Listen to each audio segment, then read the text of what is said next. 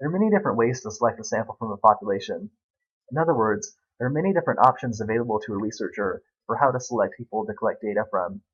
All of the different options that are available to a researcher can be divided into two categories called random and non-random sampling.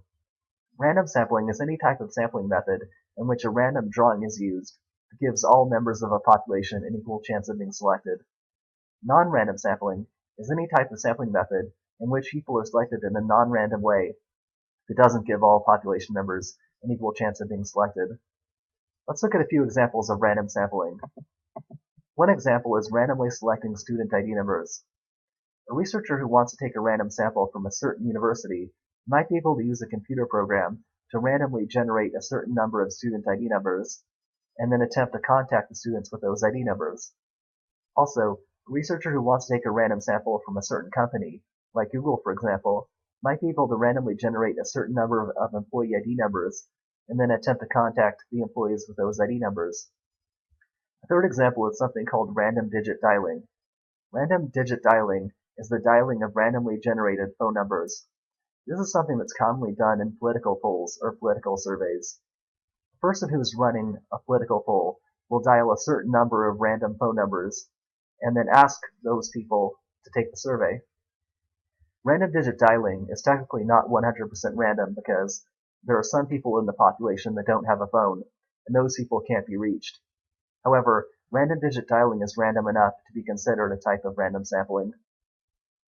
Let's look at a few examples of non-random sampling. One example is putting up a flyer at a public location. When a person puts up a flyer at a public location, the person isn't giving all members of a population an equal chance of being selected. Imagine that I put up a flyer at a building on a certain college campus, and on the flyer I say that I need people to take a survey. I'm not giving all students at that university an equal chance of being reached because students who take classes at the building will be more likely to see the flyer, and students who take classes at other buildings will be less likely to see the flyer. Another example of non-random sampling is selecting friends or family members, and a third example is using something called a subject pool. At a research university, a subject pool is a group of students who need to participate in a certain number of studies for course credit. It's common for a researcher in psychology to go to a subject pool to find people to participate in a study. When a researcher uses a subject pool, the researcher is using non-random sampling because the researcher isn't giving all members of a certain population an equal chance of being selected. Anyone who's not in the subject pool will have a 0 chance of being selected.